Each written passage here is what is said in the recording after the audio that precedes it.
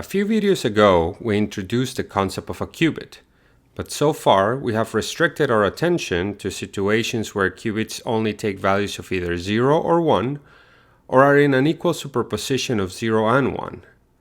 However, qubits can actually be in one of an infinite number of possible states. So let's take a look and see how we can generalize the definition of a single qubit to accommodate for this. Let's once again look back at the spin of an electron, which was our physical representation for a qubit. And let's recall that we made the decision of associating with an electron with a spin pointing in the plus z direction with our qubit state 0, which is a column vector of the form 1, 0, and an electron with a spin pointing in the minus z direction with state 1, which is a column vector of the form 0, 1.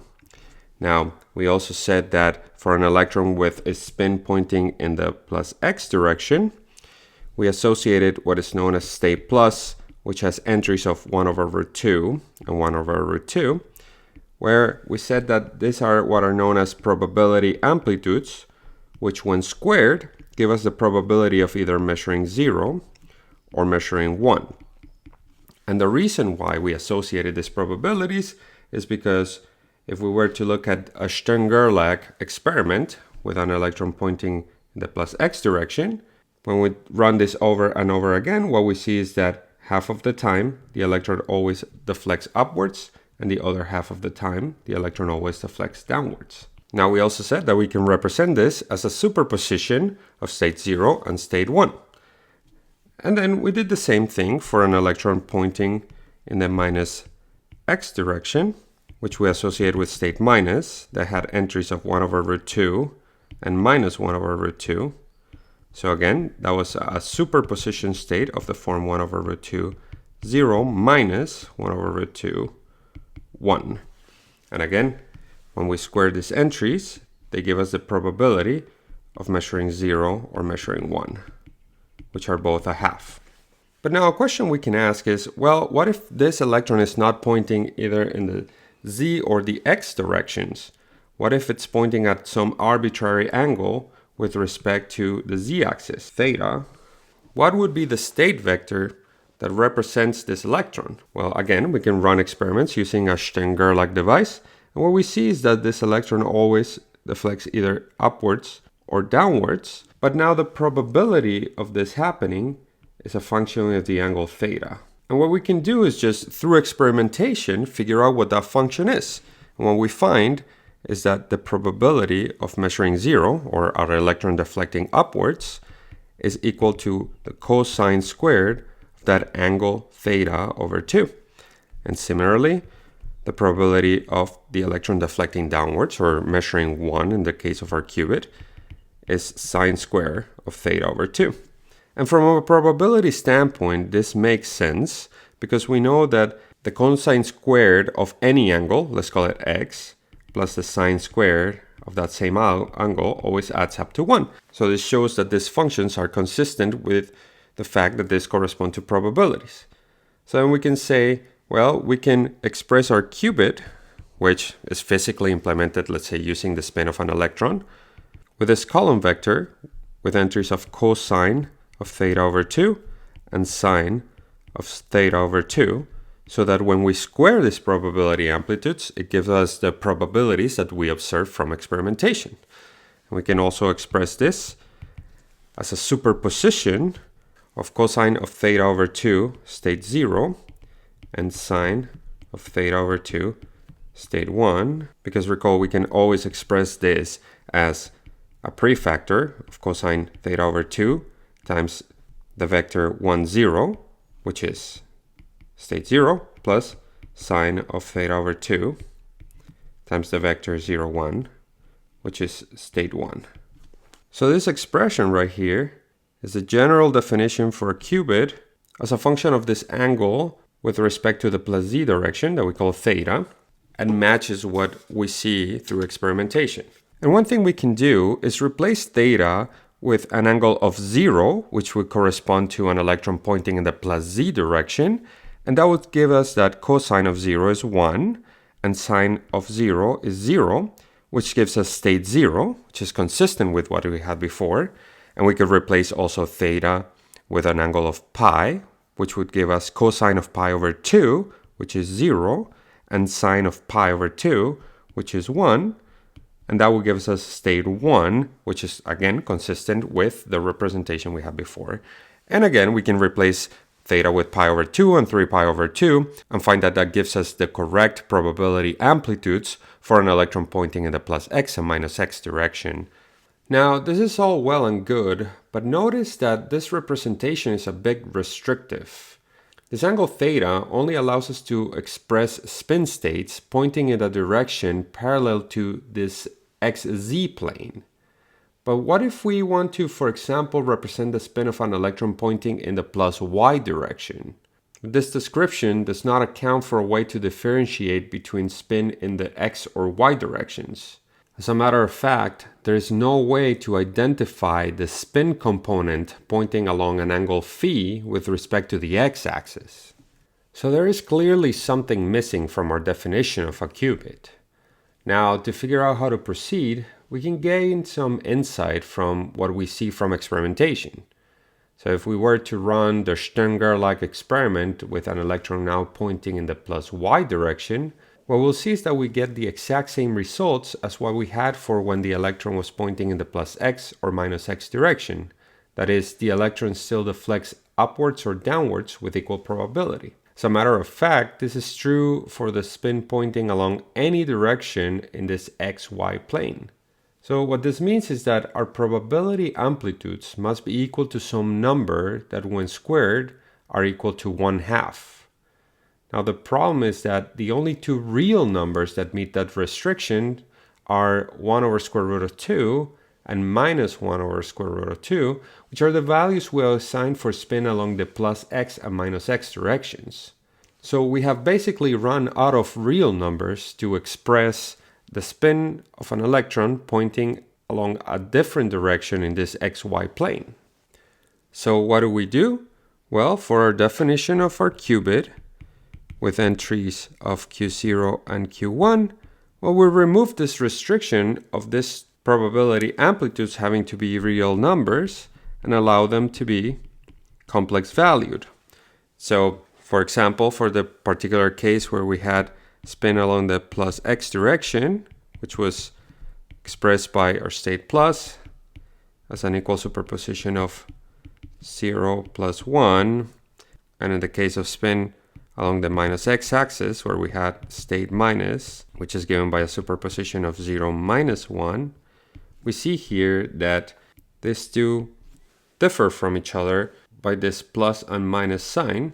So if we now look at the complex plane, where our x-axis is the real axis and the y-axis is the imaginary axis, well, if we associate with state plus a value of plus 1, and with state minus, this value of minus 1, well, since spin pointing in the plus y direction is orthogonal to the spins pointing in the plus x and minus x direction, well, we can assign an equal superposition of 0 plus I1, where I is on our imaginary axis in this complex plane. And similarly, for spin pointing in the minus y direction, well, we can assign a superposition of 0 minus I1. And then we can call this two states, the state R for right and the state L for left. And this notation is just because for, let's say, an observer looking along the x-axis, well, to his right, we have the plus y direction, and to his left, we have the minus y direction. So electron spin pointing along those two directions are assigned these labels of R and L. So let's now see if these two representations are consistent with our observations of running this through the Stern-Gerlach device where we saw probabilities of 1/2 and 1/2. So in this case, which we can also express as a state vector of 1 over root 2 and I over root 2, the probability of measuring 0 is 1 over root 2 squared, which is 1/2. And the probability of measuring 1 is I over root 2 squared, which is actually minus 1/2, because recall that I squared is equal to minus 1. So this result here is not a valid probability. So we have to update the way we calculate our probabilities, or update our Born rule. And the way we do this is, instead of just taking the value of the probability amplitude squared, what we do is we take the modulus square of the probability amplitude, which then will give us plus 1/2 in this case as well.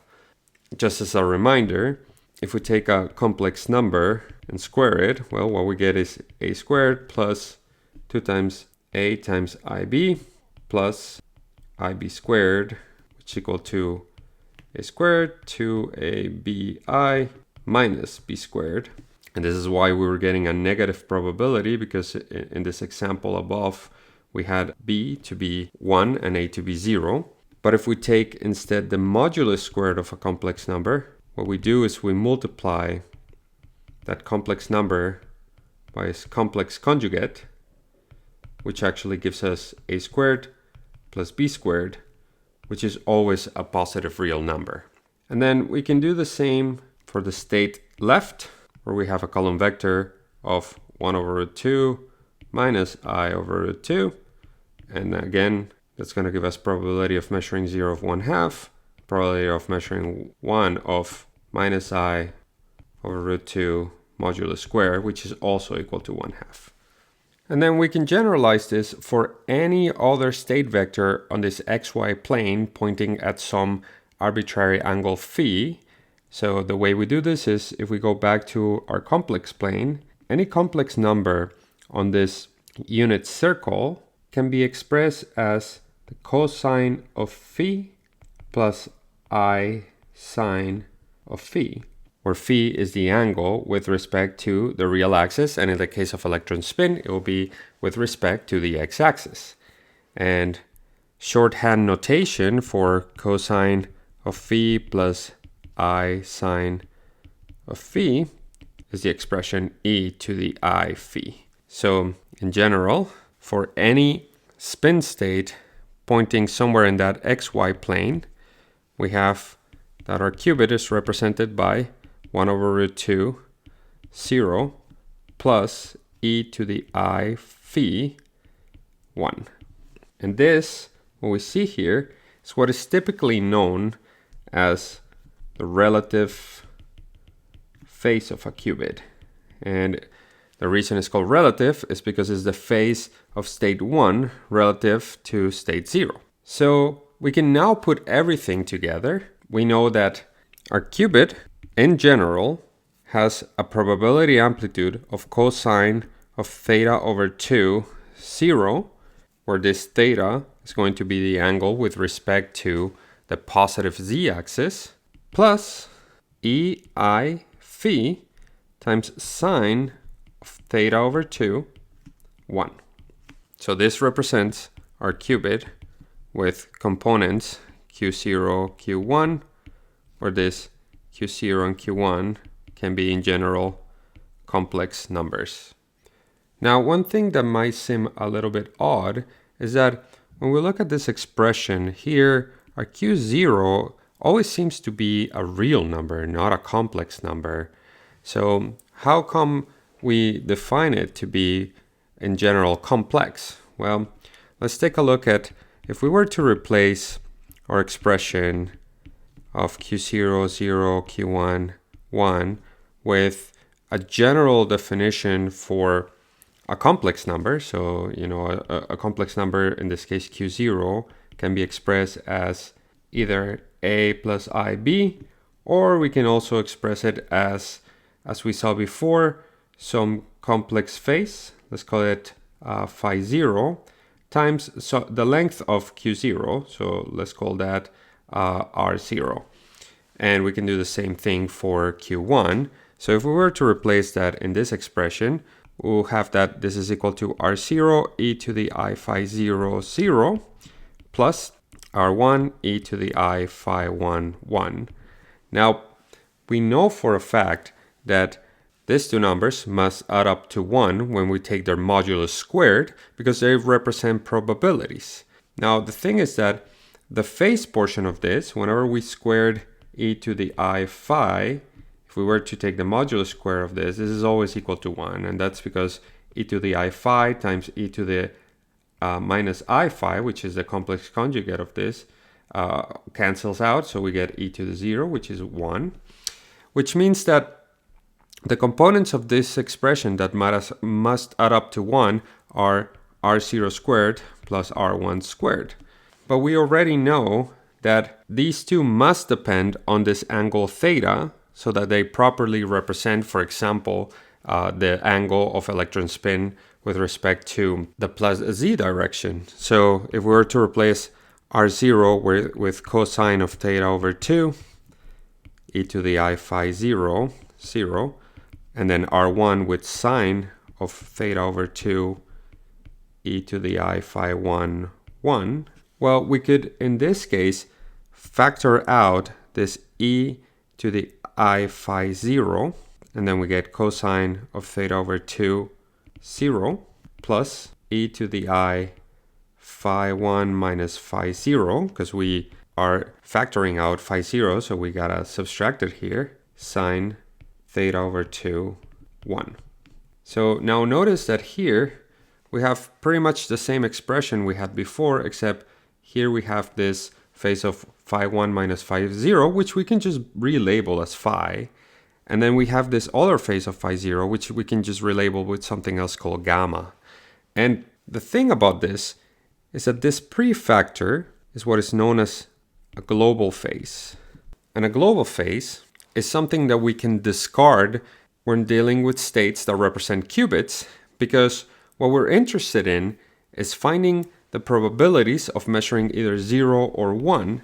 But this prefactor, this global phase, pre-multiplies both of these two components. And if we take its modulus square, as we would do when we calculate probabilities, well, this prefactor is just going to be equal to 1. So this is it. Our general definition for a qubit is given by a row vector with components q0 and q1, where q0 and q1 are complex valued and whose norm squared, which each of these represent the probabilities of measuring state 0 or state 1, must add up to 1. Now, the nice thing about this expression above in terms of this angles theta and phi is that it can help us understand how the state of a qubit relates to the spin of an electron, but this is also a very common notation to represent any type of qubit in what is known as the Bloch sphere. So let's go to Qiskit and take a look at that. So we're going to start by importing NumPy as MP and from Qiskit Quantum Info, our state vector class, and let's make some definitions. So let's define an angle theta and an angle of phi, which let's just give values of 0 for now. And we can define the components of our state vector of our qubit. Q0 is the cosine of theta over 2, and Q1 is e to the I, which in Python we denote as 1j, times the angle phi times the sine of our angle theta over 2. And here we need to make sure we are using this from NumPy. And then we can define our state vector by using the components q0 and q1. Let's call that q. And we can simply display it, and as expected, we should get state 0. Now, if we were to change this angle of theta to pi, remember that that should have us now pointing in the minus z direction, so this q should be state 1. And one thing we can do with the state vector objects is use the draw method to display what is known as the Bloch sphere. And the Bloch sphere is just a visual representation of our qubit that actually maps exactly to what we've been describing before for the spin of an electron. So if we draw this, we see that we get a vector pointing in the minus z direction. And then if we were to change this, for example, to pi over 2, now we would see it pointing in the plus x direction. And then we can change this angle of phi. Let's do, for example, pi over 4. So the expectation is that, if you recall, theta is the angle with respect to the plus z direction, and phi is the angle with respect to the x-axis. So we should see this rotate by pi over 4. And here we have it. Now we can see what the probability amplitudes of our state vector are just by displaying the state vector on its own. We have a probability for state 0 of 1 over root 2, since it lies on this xy plane, and then this would have the component of sine of theta over 2 times e to the I phi, which is going to be a complex number. Now, another thing we can do is, well, we said that these two components could have a global phase. So let's define another parameter. Let's call it gamma. Let's make this phi also pi over 2. And then let's pre-multiply each of our components by this global phase. So e to the I gamma. And then here for Q1 also e to the I gamma. Now, if we make this, let's first start with making this gamma 0. And we get now a vector pointing in the y direction, which probability amplitudes of 1 over root 2. And as we saw before, I times 1 over root 2. And let's see what happens when we add this global phase. So let's do a global phase of, let's say, pi. And if we run the cell for the Bloch vector, since this is a global phase, the expectation is that this should have no effect on the direction of our qubit, and as expected we get the same. But if we were to look at the state vector, well, this is, both components are going to be pre-multiplied by a phase of e to the I pi, which is -1. So we should see a -1 here and a -1 here, and that's what we get as expected. But recall that since probabilities are calculated by taking the norm square of each of these two, this state is exactly identical to having both of them with a positive value. So all we're doing is pre-multiplying both of the components by a number that when we take its modulus square is still equal to 1. So that's it for this video. I hope this was helpful, and I hope to see you in the next one.